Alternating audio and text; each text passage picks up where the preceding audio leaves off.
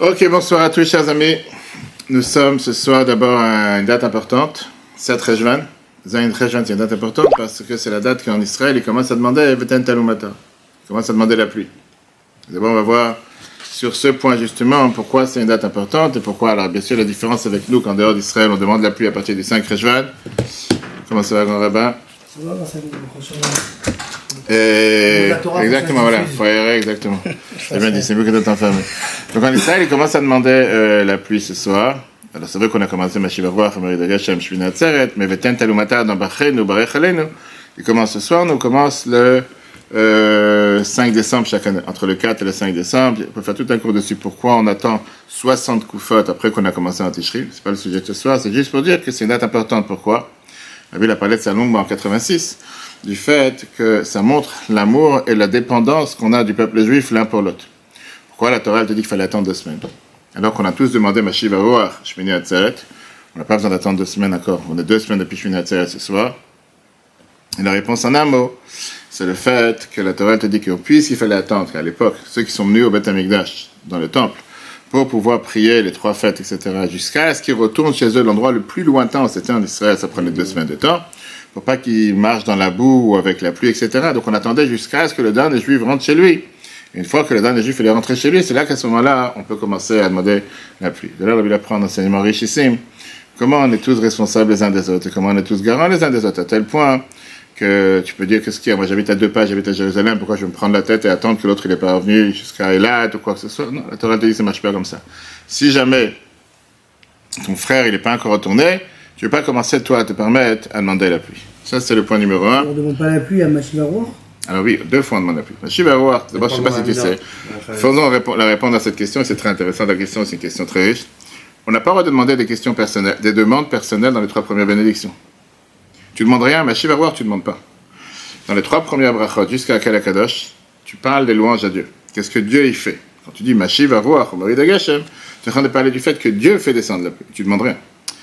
On commence à demander dans les bénédictions du milieu. C'est une des raisons pourquoi ces bénédictions sautent pendant Shabbat. Parce que Shabbat, on n'a pas de demandes personnelles, et c'est pour ça qu'on a que les 3 premières et les 3 dernières, et celle qui est au milieu, c'est en général les bénédictions qui sont.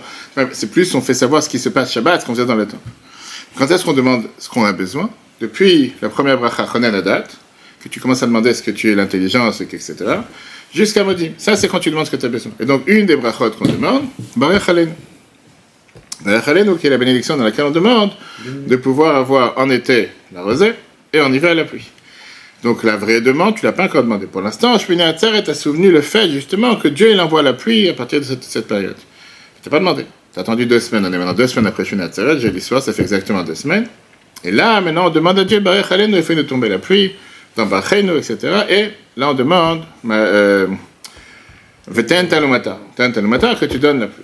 Alors, pourquoi on attend 2 semaines? C'est ce qu'on vient de dire, parce que, à l'époque, à Yerushalayim, à Koref, ça montre comment on est totalement en phase avec ce qui se passait au temps du temps, même si aujourd'hui, malheureusement, on n'a pas le temps, on n'est pas parti du temple à Jérusalem, peu importe, ça ne bouge pas. De là, ce qu'on apprend de cette idée, c'est quoi? C'est comment on doit être sensible aux besoins d'un autre juif, comment on doit être sensible aux besoins d'un autre frère, que même si moi j'habite proche, même si moi j'ai aucun problème, mais le fait que lui il n'est pas encore arrivé, il est encore loin, j'ai pas le droit de demander pour mon bien. Ok. Parlons au sujet de ce soir. J'ai oublié le monde, mais en tout cas, le sujet qu'on va voir ce soir ensemble, c'est sur la paracha de cette semaine. C'est un sujet très riche, c'est le sujet qui est, si on peut résumer en un mot, pourquoi parfois et pourquoi le peuple juif a besoin de passer des moments difficiles pour pouvoir jaillir avec la lumière. Pourquoi Dieu a voulu envoyer la galoute? Pourquoi Dieu a envoyé cet exil? Et ça, on le voit dans la paracha de cette semaine. Votre fichier, c'est magnifique. La paracha de cette semaine, on va voir le texte. Il faut que tu m'envoies sur la semaine dernière. J'ai dit, je vais le garder pour mettre sur Facebook, que les gens y voient. C'est important que les gens puissent voir qu'il va prendre. On voit cette semaine l'histoire de Brit Ben Abtarim. C'est quoi Brit Ben Abtarim? Brit Ben Abtarim, c'était l'alliance, traduction, l'alliance entre les morceaux. C'est un des moments les plus importants de l'histoire du peuple juif. Et comme j'ai dit, c'est le moment dans lequel Dieu il a promis à Abraham, et Dieu lui a dit, sache que tes enfants ils vont souffrir. Sache que tes enfants ils vont avoir des difficultés. Mais après ça, il y aura des bons jours qui vont arriver. Et cette promesse, elle était là pour tout le peuple juif, jusqu'à nos jours, plus de 4000 ans d'histoire, avec tous les pogroms, toutes les difficultés, toutes les souffrances qu'on a eues. Et donc ça, c'est cette période, on va dire, ça a été décidé, ça a été destiné à partir de cette période-là, à partir de Brit Ben Abtarim. Il y a bien sûr une partie qui n'a pas encore été accomplie, ça va être quand Mashiach va venir. Parlons d'abord de l'histoire, allons d'abord le fait, et après qu'on va voir le fait, on va voir entre les détails, et on va voir la réponse à cette question merveilleuse que va vivre demain. En terre de Canaan, qui était à l'époque Israël, il y a eu une guerre entre deux groupes de rois. Un groupe qui avait 5 rois, qui se sont entourés autour de lui, et le deuxième qui était plus fort, c'était 4 rois. Le deuxième groupe a gagné la guerre, c'est plus important, et au passage, ils ont pris un otage, parachat cette semaine. Un otage qui s'appelait Lot. Lot qui était le neveu d'Abraham. Quand l'oncle Abraham il a entendu ce qui s'est passé avec cette guerre, il ne réfléchit pas 2 fois, il décide d'aller faire la guerre contre les 4 rois. Malgré qu'il était beaucoup moins nombreux, on ne va pas entrer dans tous les détails, puisqu'on n'a pas le temps, est-ce qu'il avait vraiment 400 hommes avec lui, ou est-ce qu'il avait Eliezer? Il a décidé, il est parti, il a libéré Lot, et avec lui les autres otages, il les a ramenés à la maison, et il leur a donné tout ce qui leur appartenait, etc. Après la guerre, Abraham il s'est dit, tu sais quoi, ça se peut que maintenant j'ai diminué de mes mérites. Dieu m'a fait gagner cette guerre, 4 rois contre 5 rois, et peut-être que j'aurai plus maintenant d'aucun autre mérite, peut-être que maintenant je vais plus avoir la protection divine sur moi. On verra ça dans quelques semaines avec Yaakov, la même histoire. Dieu vient et lui dit, la Torah nous raconte, c'est la paracha d'ailleurs, c'est le chumash, celui qui fait chita tous les jours, c'est le chumash qu'on a lu aujourd'hui. Al tira Abraham. N'aie pas peur Abraham, sracha bemeot, tu auras énormément de récompenses. Mais là, j'ai une question là-dessus. Vas-y. Comment Abraham Avinu, qui était marquable pour Akadosh Baruch Hu à ce moment-là, comment il a pu avoir un doute sur le fait qu'il ait la protection divine sur lui? Tout d'abord, c'est une très bonne question. Deuxièmement, alors c'est pour ça il faut que tu rentres dans Tania qu'on a vu il y a quelques semaines, dans l'école de Tania qu'on a pris mercredi. En ce moment, on est en train d'apprendre la partie de Ygret HaKodesh de Tania. Et la deuxième lettre de Ygret HaKodesh de Morazaken, c'est Katanti Mikol HaChasadim. Ça, c'est la réponse que Yaakov a donnée, que ça revient aussi avec Abraham sur le fait qu'il ne sait pas qu'il a douté de Dieu. Il s'est dit que moi, maintenant, mon capital garanti, il a diminué. Maintenant que j'ai investi pour acheter une maison. J'existe. C'est pour ça qu'il existe. C'est le père du monothéisme, c'est celui qui a enseigné au monde entier qui a Dieu sur terre. Il n'a pas de volonté propre. Mais Dieu, juste une seconde, ça, tu parles à un niveau très élevé, mais sauf que si c'est comme ça, ça veut dire que je ne fais plus rien. Mais c'est moi qui fais la Torah bonsoir, c'est moi qui fais la Torah à l'imitat. Et si c'est moi qui le fais, automatiquement, comme je le fais, j'existe. Mais non, c'est pas que j'existe avec mon ego. C'est pas que j'existe avec mon ego et décide puisque j'existe, pour ça je vaux quelque chose. Non. Dieu m'a promis. Dieu il veut que je fasse ce qu'il fait. Dieu doit me donner le pouvoir de pouvoir le faire. Le fait que maintenant Dieu m'a tellement protégé que j'ai gagné ce combat, je risque que maintenant, peut-être je mérite plus la protection. C'est pas qu'il doute. C'est pas qu'il doute. C'est que moi, je ne veux plus rien. On parle de ce qui s'est passé cette semaine, il y a 4000 ans, l'alliance entre les morceaux. Ça, c'est le mot Brit Ben Abtarim. On va voir en 2 mots ce qu'on a dit, le titre du cours ce soir. C'était pourquoi le peuple juif doit souffrir et pourquoi on doit passer par tellement de difficultés pour pouvoir après à chaque fois jaillir. On va voir comment à chaque fois, dans notre histoire et pour la vie personnelle de chacun, il faut toujours passer parfois par des moments difficiles, après s'en sortir. Ça n'existe pas une personne que depuis le départ, tout va bien. Regarde Donald Trump cette semaine. Tout ce qu'il a passé, après il arrive à ce qu'il arrive. Ça c'est un exemple, on va voir ça. Dieu dit à Abraham, Altira, Abraham, n'aie pas peur, tu as un grand mérite, tu auras une grande récompense. Là on voit le débat que Dieu dit à Abraham, il lui dit, Matiten, à quoi c'est ça de me donner des récompenses, de me donner des salaires, de me rendre riche? Abraham était très très riche. Vanoché, Olech Harari, j'ai pas de famille, j'ai pas d'enfant. Abraham il dit, à quoi ça sert si moi et ma femme tu m'as pas donné d'enfant? C'est très bien que jusqu'à l'âge de 99, sa femme 90, vous n'avez pas d'enfant. Bien, Dieu lui dit, celui qui va descendre, sortir de tes entrailles, celui qui va sortir de toi-même, c'est lui qui va t'hériter. Et Dieu lui dit à la femme, regarde le ciel, compte les étoiles, dis-moi si tu peux compter les étoiles, ainsi sera aussi nombreux ta descendance. Comme j'ai dit, sur chaque version on peut s'arrêter des heures, mais il n'y a pas le temps, parce que la réalité c'est que le peuple juif n'est pas aussi nombreux que les étoiles, c'est pas le sujet. Et Dieu commence à lui dire, et c'est la paracha de cette semaine, dans laquelle Dieu lui répète encore une fois que la terre d'Israël sera la terre qui appartiendra à ta descendance. C'est qui ta descendance? Yitzhak et pas Ishmael. C'est la paracha, tout ça c'est écrit, celui qui croit dans la Bible, c'est écrit. Abraham, il demande à Dieu, fais-moi un signe. Encore une fois, d'après ta question, pourquoi? Je vais avoir un signe pour pouvoir montrer, comme Moshe l'a demandé, on verra dans quelques semaines, Moshe l'a demandé à Dieu quand il lui a demandé pour libérer le peuple juif, fais-moi un signe, il a dit de montrer la main, il est devenu lépreux, etc., etc. S'il y a des questions, des choses que vous n'êtes pas au courant, posez. Donne-moi la preuve que c'est bien moi qui va recevoir la terre d'Israël. Ça, c'est l'histoire. Qu'est-ce qui s'est passé? Dieu il a fait ce qu'on appelle cette alliance, Kritat Brit. Quelle alliance il a fait? Qu'est-ce qui s'est passé? En général, pourquoi on fait une alliance? Pourquoi on fait une alliance?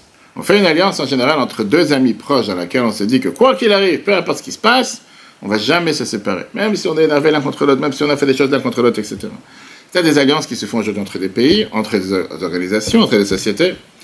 Mais là, en réalité, quand tu parles, le mot en hébreu, kritat brit, veut dire couper le lien. Couper l'alliance. L'alliance, c'est fait pour s'unir.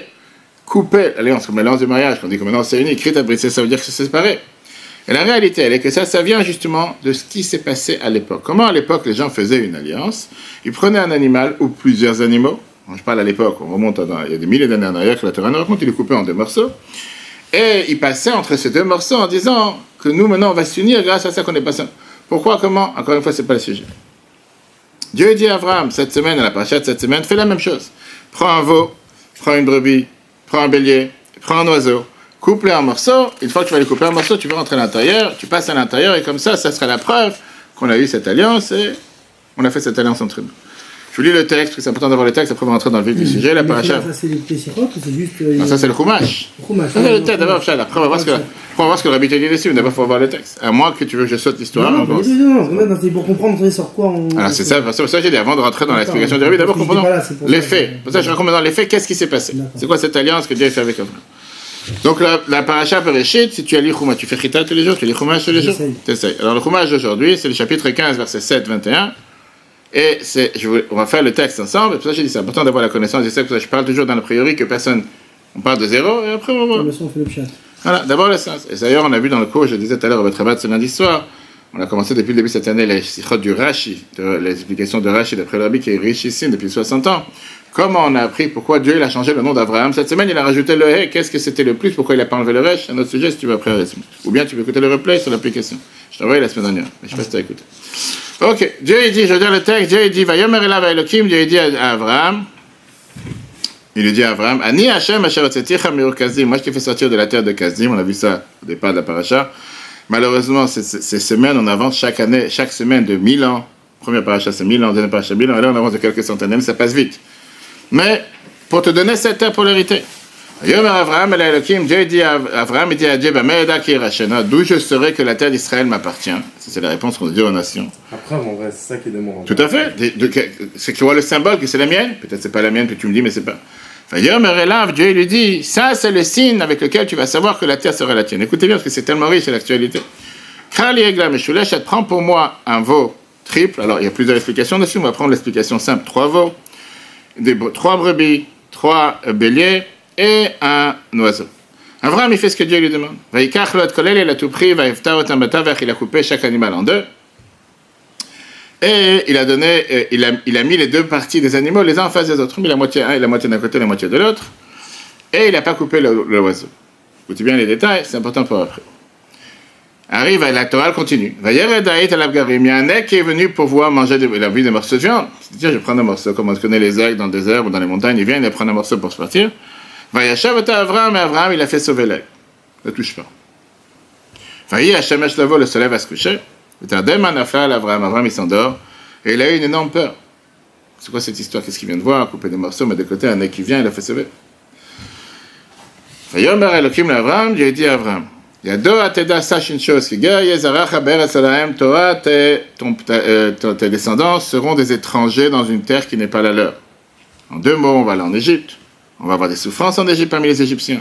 On va souffrir là-bas 400 ans. Mais à la fin, Dieu continue. Moi, je punis les Égyptiens sur ça qu'ils vous ont fait souffrir. Une fois que les Égyptiens vont être punis, vous allez sortir avec une grande richesse. Mais tout ça, ça va se passer après ta mort. Tu seras enterré. Et la Torah, elle continue. En Israël, en Égypte, on est resté 3 générations. La 4e génération, vous allez retourner en Israël. Parce que, à ce moment-là, tous ceux qui ont fait du mal ou qui vous ont fait fauter peut disparaître. Et nous, on va pouvoir retourner prendre notre terre. Le soleil est parti se coucher, la Torah termine. Et il y a eu ce fameux four avec une torche de feu qui est apparue, qui est passée parmi ces morceaux séparés. Ce qui est compréhensible d'après le Midrash, que c'est comme si c'était le symbole que Dieu il est passé entre les morceaux pour montrer cette alliance qu'il a fait entre lui et Abraham. D'ailleurs, je termine l'histoire, après on va dans le sujet. Dieu il a créé cette alliance avec Abraham en lui disant les c'est à toi, ta descendance, que j'ai donné cette terre, du fleuve de Mitzrayim jusqu'au grand fleuve, le fleuve de Prat, Kini, Kinesi, tous les 7 peuples, tous ceux qui habitent en Israël, ça sera ta terre. Ça, c'est l'histoire. Merci. Quelle question sur l'histoire? En fait, c'est pas un film. Je sais pas si ils ont fait des films sur cette histoire. Il y a énormément d'explications et de commentaires de la Torah sur cette histoire, sur chacun de ces détails, mais on n'a pas le temps. D'abord, pourquoi Dieu demande de prendre 3? On a dit tout à l'heure, ou un triple, ou un de 3 ans, d'après les différents avis. Mais Rashi, on va rester sur le sens simple, Rashi vient et te dit, c'est un triple. Que Dieu, il a dit de prendre 3 de chaque sauce, ce qui veut dire 3 veaux, 3 moutons, 3 béliers, etc. Il y en a qui te disent que non, on ne parle pas de ça, on parle en réalité qu'il lui a dit de venir et de prendre ce qu'on appelle des animaux qui avaient 3 ans. Et quelles sont les allusions?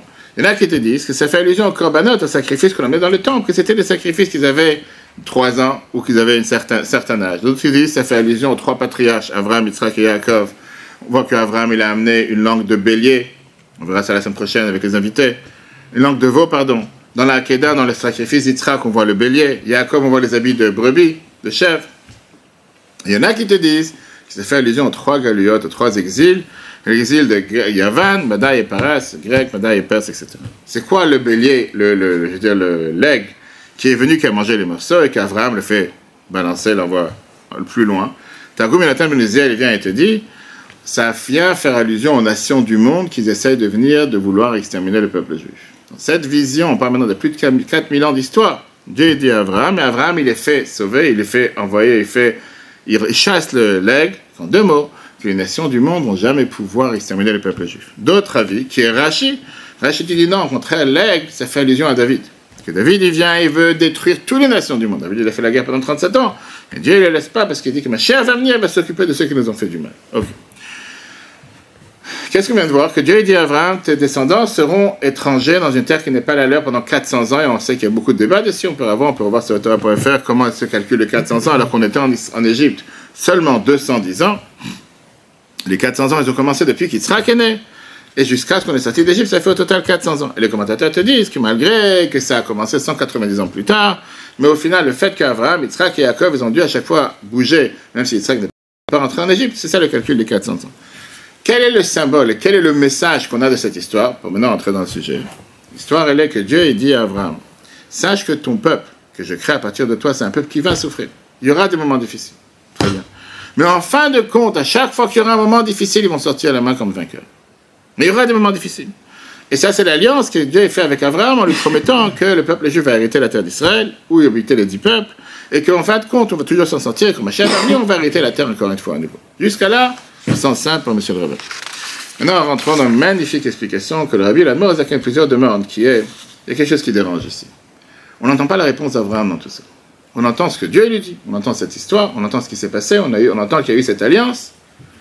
Mais comment est-ce possible que Dieu vient et lui dit, c'est avec cet événement dramatique, que Dieu lui dit, ta descendance va hériter la terre, et Abraham, il demande à Dieu, je veux un signe. Je veux savoir que c'est ma terre. C'est qu'Abraham, il ne se suffit pas d'avoir une promesse de Dieu, il demande d'avoir un signe clair. Et Dieu, il est d'accord, et Dieu, il lui fait tout cet événement qu'on vient de voir, encore une fois, Bereshit chapitre 15, les animaux, ils coupent un morceau, etc. Cette aigle qui arrive, quand on s'imagine un peu l'image de ce qui s'est passé, ça paraît de quelque chose de bizarre. Parce qu'après ça, on voit, première question qui dérange, quel rapport avec le fait que Dieu ait fait savoir à Abraham, la terre sera la tienne, le peuple juif va réussir, en lui faisant savoir, mais tu vas souffrir. Comme si quelqu'un il commence à être embauché dans une société, et tu lui dis, écoute, tu veux t'embaucher, tu vas galérer, tu vas souffrir, tu vas travailler 25 heures par jour, mais dans 10 ans, tu vas devenir riche. Personne qui vient d'être embauché, tu lui dis, tu vas galérer 25 heures par jour pendant 10 ans, on dit, je ne sais pas si je suis intéressé, laisse-moi tranquille, je n'ai pas besoin d'une chose pareille.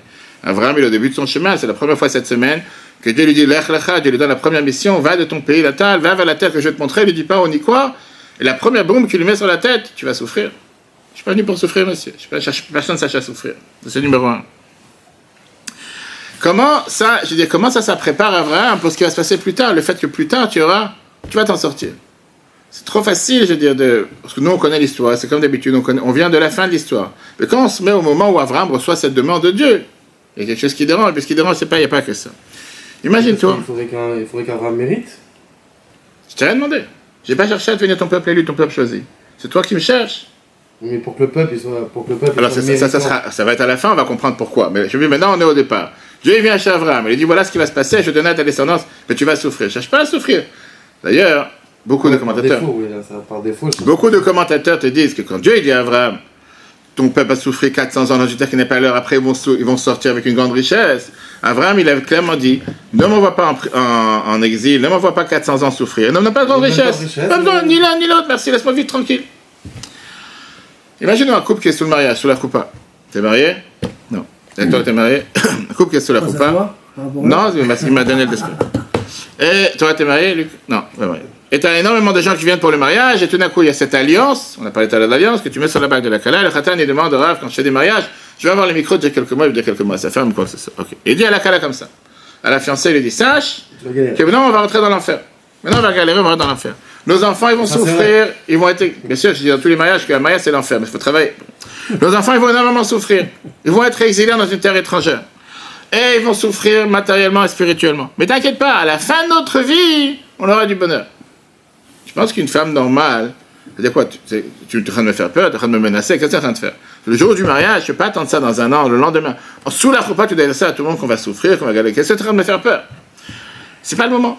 C'est pas le moment. Maintenant, tu crées une alliance avec la personne, maintenant, tu t'unis sous la choupa. Je veux dire, pense bien, pense aux bonnes choses, fais la fête. Demain, tu commenceras à t'énerver. Pourquoi tu dois commencer à t'énerver aujourd'hui? Numéro 1. Ce qui dérange le plus, comme j'ai dit tout à l'heure, c'est pas seulement qu'au même moment, Dieu lui fait savoir les deux. Ce qui dérange le plus, c'est qu'on ne voit pas qu'Abraham, qui ne se tait jamais, qui parle toujours, il réagit à chaque fois. On va tout de suite voir plusieurs exemples. Les dernières semaines et cette semaine, chaque fois qu'il y a quelque chose, il réagit. Et le premier à ne pas accepter les choses telles qu'elles sont. C'est la seule fois dans l'histoire qu'il ne dit rien. On ne voit pas sa réponse. Dieu lui dit, c'est comme ça, tu vas souffrir, tu vas prendre une claque. Ok, merci. On n'entend rien. Abraham, il s'est battu, on a vu tout à l'heure au début du cours, avec la guerre des rois.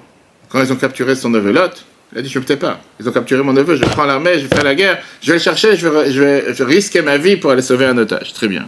Abraham, il ne se tait pas quand la semaine prochaine, on voit qu'il y a 3 personnes qui ont l'air d'être déguisées en arabe, mais c'était des anges, qui viennent pour chercher de l'eau dans le désert, et que Dieu est en train de parler avec lui, et il dit à Abraham, il dit à Dieu, j'ai ce qu'on appelle un double appel, reste sur le coin, parce que je vais les chercher, parce que je vais m'occuper d'eux pour leur donner à manger. Chaque fois, on voit comment il bouge, la Torah nous raconte. Et de là, on apprend comment il accepte les invités, mais chacun d'entre nous. On voit. D'abord, il n'y avait pas de juifs à l'époque.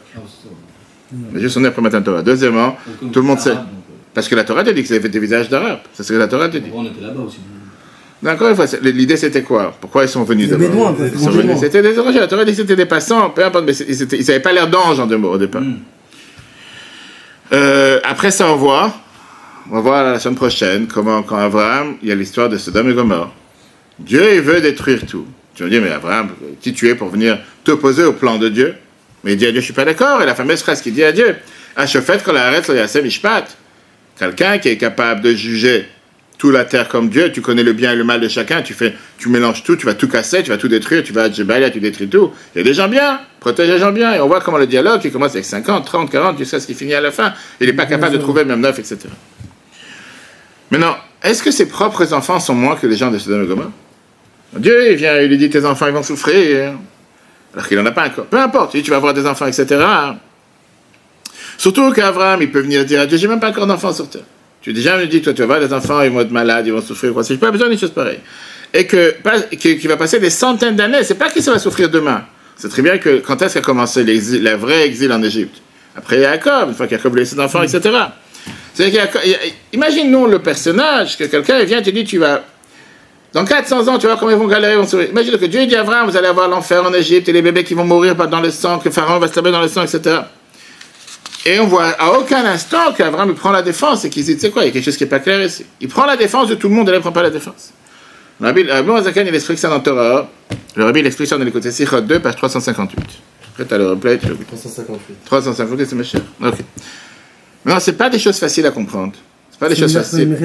C'est que Abraham Avinu, il a fait l'avocat du diable pour tout le monde, sauf pour lui-même. Sauf pour lui-même, alors que on n'entend rien. Tout à fait. Et alors que la première. Et c'était vraiment pas dans le sens chronologique. Dans la chronologie, c'était même pas clair. C'est pas seulement qu'il a fait l'avocat quand tu dis l'avocat du diable, c'est qu'on voit qu'il n'y a pas une chose qui se passe avec Abraham qui se tait. Il y a beaucoup d'autres qu'on n'entend pas parler de leur histoire.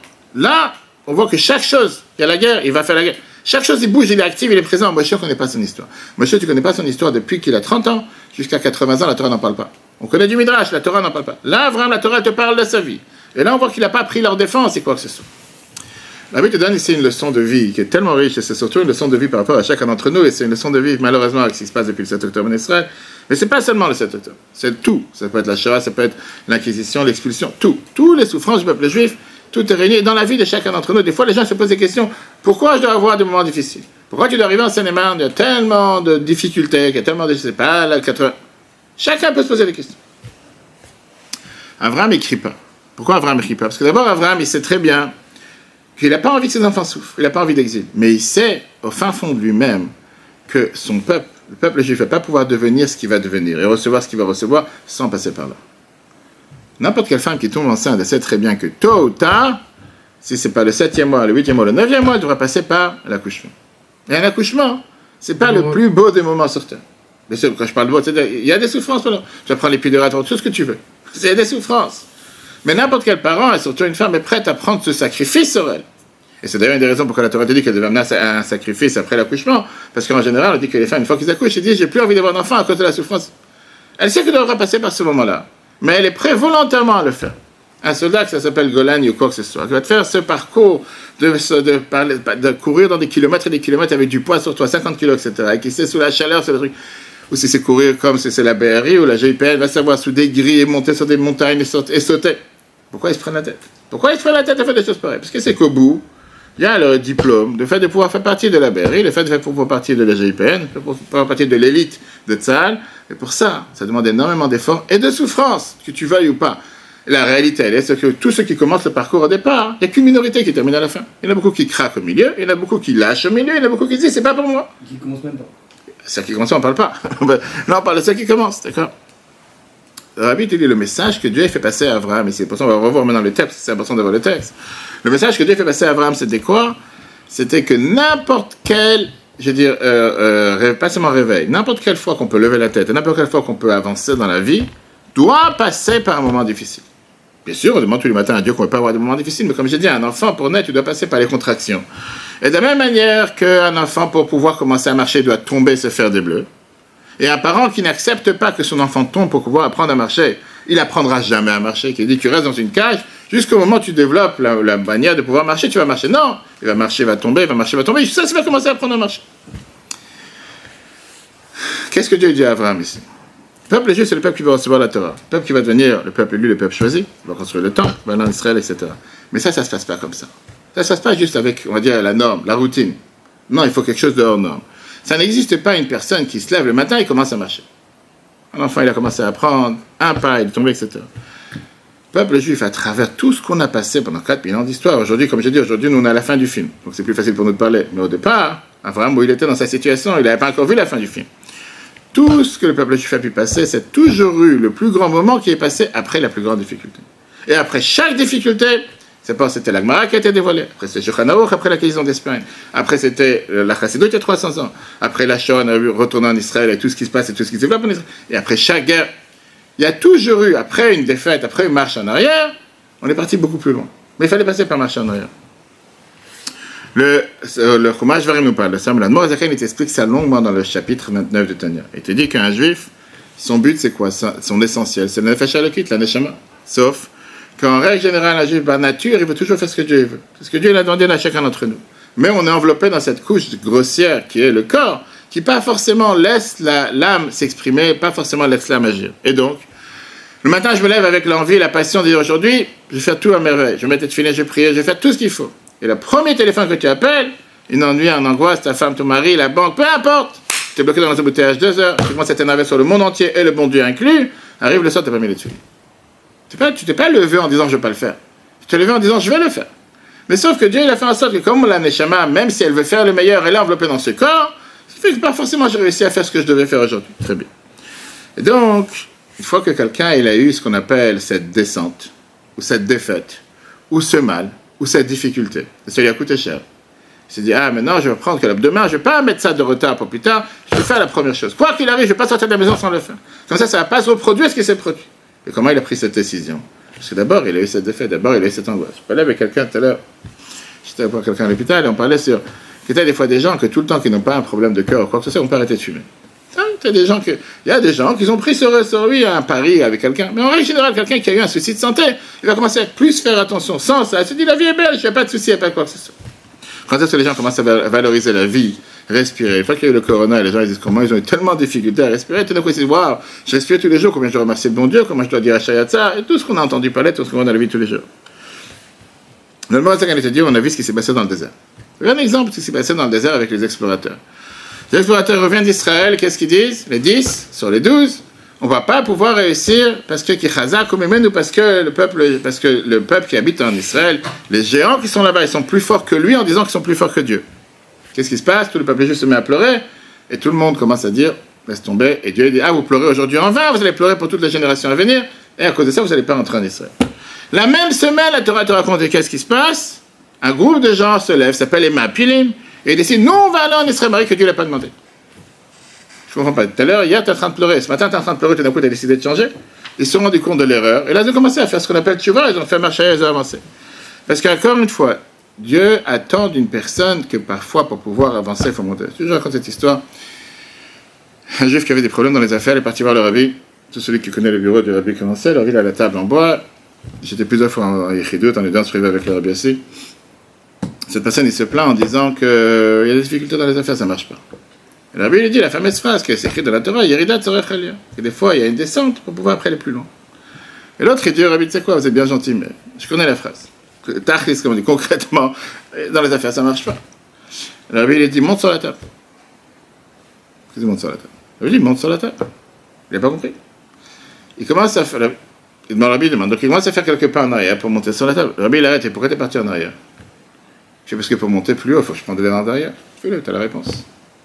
Dans la vie, comment Dieu fait les choses, c'est que parfois, il faut qu'il fasse noir pour voir la lumière. Si je ne fais pas noir, tu n'as pas d'importance à la lumière. Tu es obligé de passer par le noir. Comme j'ai dit, tu as tellement d'histoires sans fin, mais on va voir deux histoires de ce qui se passe dans la Torah, dans la Gemara, etc. L'âme juive, elle est faite d'une manière qu'on n'est pas fait de matière brute, de matière simple, que par la routine, tout avance. Parfois, on a besoin d'avoir, c'est pas comme les gens disent un coup sur la tête ou une xéra, c'est pas ce mot-là. Parfois, c'est une difficulté, un empêchement. Et d'ailleurs, des fois, les gens ils te demandent, mais comment tu sais c'est quoi ma mission sur Terre? Et combien de fois le rabbi répond dans les grottes, que quelque chose qui te coûte, qui pour soi, c'est difficile de faire. Ça, c'est la preuve que c'est ta mission, parce que c'est sur ça que le mauvais penchant, il met tous ses efforts pour t'empêcher de le faire. Ok. La Gemara te raconte une histoire, la Gemara Ta'anit, page 20, fameuse histoire. Rabbi Elazar, qui était le fils de Rabbi Shimon Bar Yochai, il retourne de chez son maître, et il était sur un âne. Et il était heureux, il était fier du fait qu'il a appris beaucoup de Torah, etc., etc. Et à côté de lui, il y a quelqu'un qui était vraiment abominable, comme la Gemara l'appelle, dans l'aspect et dans tout. Et il dit cet homme-là, Rabbi Elazar, Shalom Alecha Rabbi, Shalom Alecha mon maître. Rabbi Elazar, il lui dit, Reka, espèce d'idiot, en parlant à la personne. Kama mechoar toaish, comment t'es moche? Est-ce que tous les gens d'où tu viens sont aussi moches que toi? Ça veut dire qu'il était dans un stade de France ou quoi que ce soit, mais t'es prêt. Rabbi Elazar qui parle comme ça. Cet homme répond à Rabbi Elazar, la Gemara te raconte, je ne sais pas si tous les gens de mon village sont aussi moches, mais va chez celui qui m'a créé, comment on appelle ça, pas l'ingénieur, l'artisan qui m'a créé, et dis-lui, qu'est-ce qui est moche, tous les ustensiles que tu as créés. Ça, c'est la Gemara qui raconte. Rabbi Elazar, il a compris qu'il a fait une faute, il est descendu de l'âne, il s'est mis par terre, il a dit, pardonne-moi. Et l'autre, il lui a dit, je ne te pardonne pas jusqu'à ce que tu ailles chez l'artisan qui m'a créé, et tu lui dises, que l'ustensile qui t'a créé, c'est un ustensile moche. Rabbi Elazar le suit. Ils arrivent jusqu'à la ville. Une fois qu'ils arrivent dans la ville, ils sont sortis et les gens ils sont venus pour accueillir Rabbi Elazar. Il reste 2 minutes. Et ils lui ont dit, Shalom Alecha Rabbi Morib, bienvenue notre maître, notre roi. Cet homme-là qui était à côté dit, à qui vous appelez votre maître? Et lui il dit, celui qui se promène derrière toi. C'est Rabbi Elazar. Cet homme-là il dit, si lui c'est un maître, Al Yebou que votre Israël, qui n'est pas beaucoup de gens comme lui dans le peuple juif. Ben voilà ce qu'il m'a fait, il a raconté toute l'histoire aux gens. Et les gens lui ont dit, pardonne-lui, parce que c'est quelqu'un de grand dans la Torah. Il a dit, pour vous, je lui pardonne, à condition qu'il ne recommence pas. Ça, c'est l'histoire que la Gemara te raconte. Là, le rabbi te dit, c'est quoi cette histoire? C'est quoi cette histoire? L'histoire la plus bizarre sur Terre. Comment un Rabbi Elazar, il vient, il voit un juif, il dit, est-ce que tu es moche, est-ce que tu es tordu, est-ce que tous les gens dans ton pays sont aussi moches que toi? C'est quoi l'histoire? Et surtout qu'on parle de Rabbi Elazar, le fils de Rabbi Shimon Bar Yochai, on ne parle pas de quelqu'un comme ça, quelqu'un qui s'est mal levé le matin, il voit quelqu'un qui rentre à la synagogue, il dit, t'es bizarre, etc. On écoutait Sichot 15, page 125. Rabbi donne cette réponse. Rabbi dit comme ça. C'était pas juste quelqu'un de simple, cet homme-là. Parce que Rabbi Elazar, il lui a dit, c'est pas parce que t'es moche que, je sais pas, il avait une tête bizarre. C'est quelqu'un qui, spirituellement parlant, il était vraiment quelqu'un de bas, de grossier, qui faisait tous les péchés sur terre, toutes les erreurs sur terre, etc. Rabbi Elazar, il a pensé.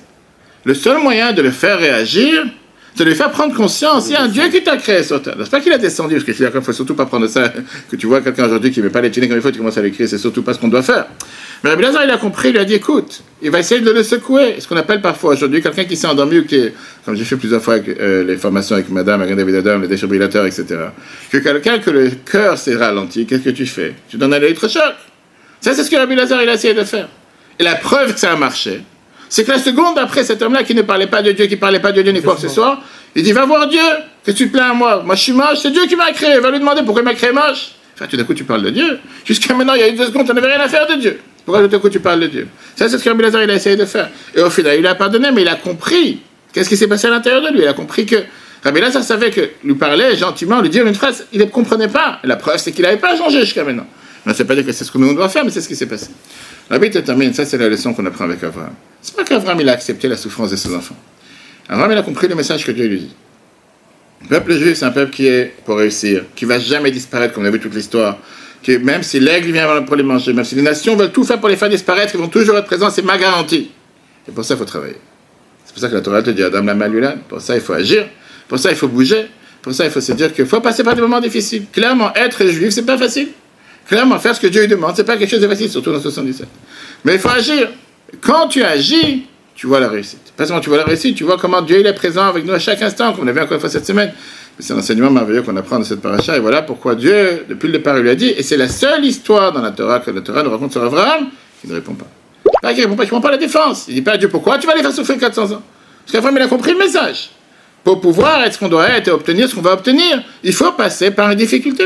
Il faut travailler dur. Et c'est comme ça qu'on va réussir. Que Dieu fasse, comme la Bible disait plusieurs fois, qu'on a énormément passé déjà des difficultés dans notre histoire, on n'en a plus besoin. On puisse voir que ce qu'on appelle le bonheur avec nos yeux matériels. Le cours en replay sur Torah.fr. Ce soir, Zayin Cheshvan, on demande la pluie. La Torah nous dit que la pluie, c'est pas seulement la pluie, c'est aussi le Gasham, Gashmiut, le matériel.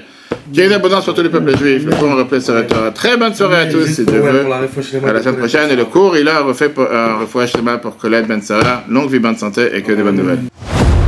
Etora.fr, la Torah en live. Ce cours est proposé par Etora.fr. Pour nous aider à continuer à diffuser les cours de Torah, vous pouvez faire même une petite contribution sur notre site www.etora.fr dans l'onglet Faire un don. Retrouvez-nous aussi sur les réseaux sociaux.